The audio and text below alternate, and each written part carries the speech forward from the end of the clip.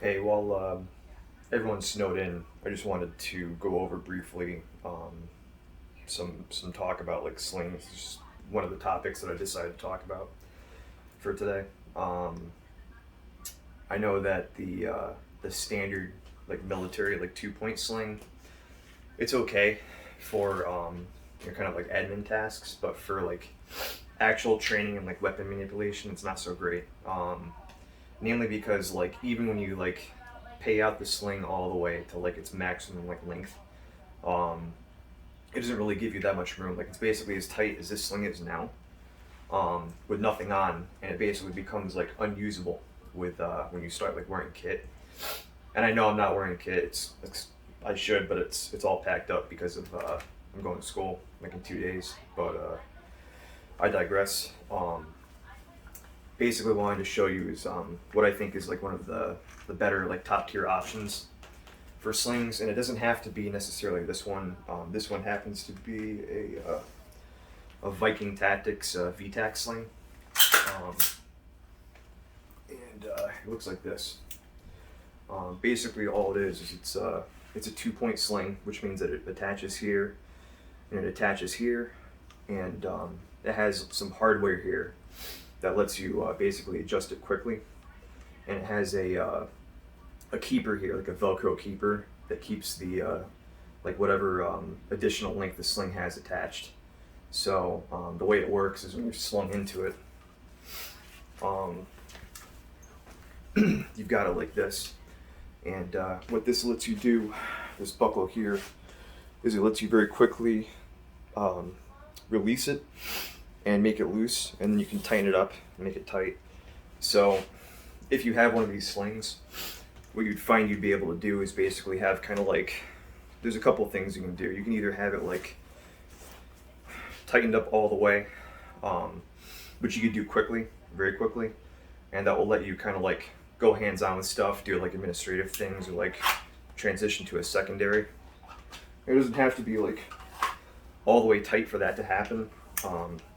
Like I was saying, you can kind of like find like a middle ground that's right about here, and this is what you'd have to, what I would recommend you do over time as you get used to like how it feels with like your gear on and stuff. Basically, this kind of like middle ground will let you, it'll let the muzzle be supported, like when you do like weapon manipulations.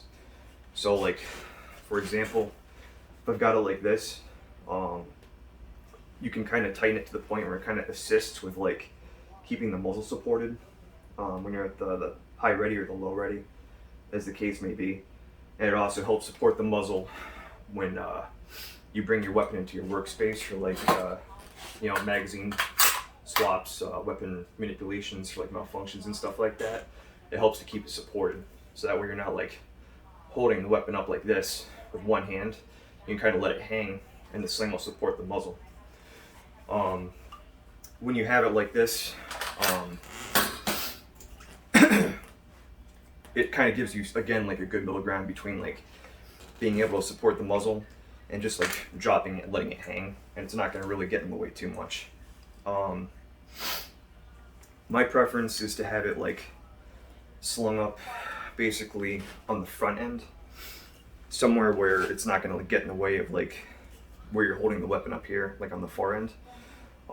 The reason I do this is because again, like when you actually have it like supported, or like the high ready or whatever, um, the the portion of the sling that's actually like taut isn't going to get in the way of like really get in the way of anything you're doing. Like you can still like access the kit that's like on your chest, or access most of the parts of the weapon. It's not going to block the ejection port, like in my case if I'm left-handed, so on and so forth, versus something like this.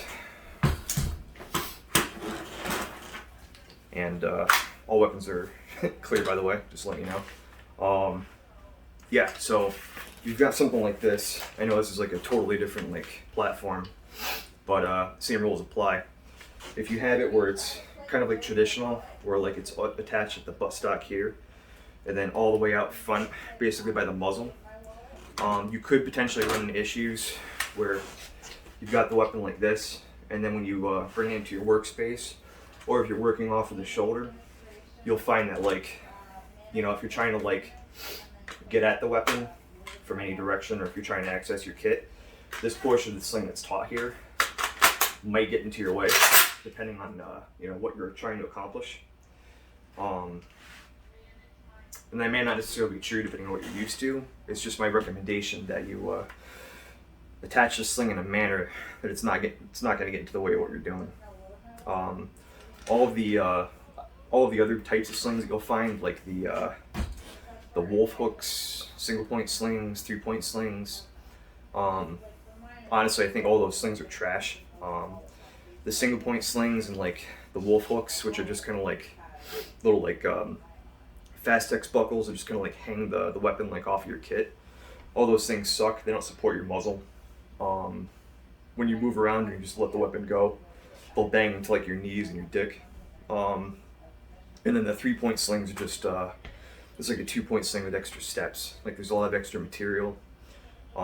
There's a portion of the sling that lays flat against the weapon, which in my case, again, if you're left-handed, will sort of block some of the controls. So it's another good idea. A 2-point sling is really all you need.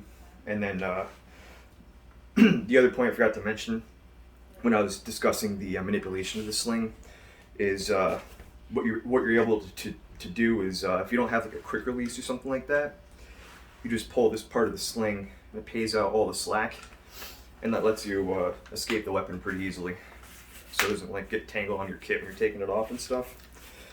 I would recommend most of the time when you're actually doing like operational stuff or training stuff to almost without any sort of exception always be slung into your weapon, because if you've got a good sling like the VTAC on the AR there, if it's got like metal hardware, like metal buckles and stuff like that, there's no way someone's gonna like rip it off of you. Like if they try to like, if they end up getting close enough to you that you're, you know, in danger of like losing your weapon, if they try to pull it off of you, you're coming with a weapon. There's no way they're gonna like rip it off of you and like break any of the attachment points.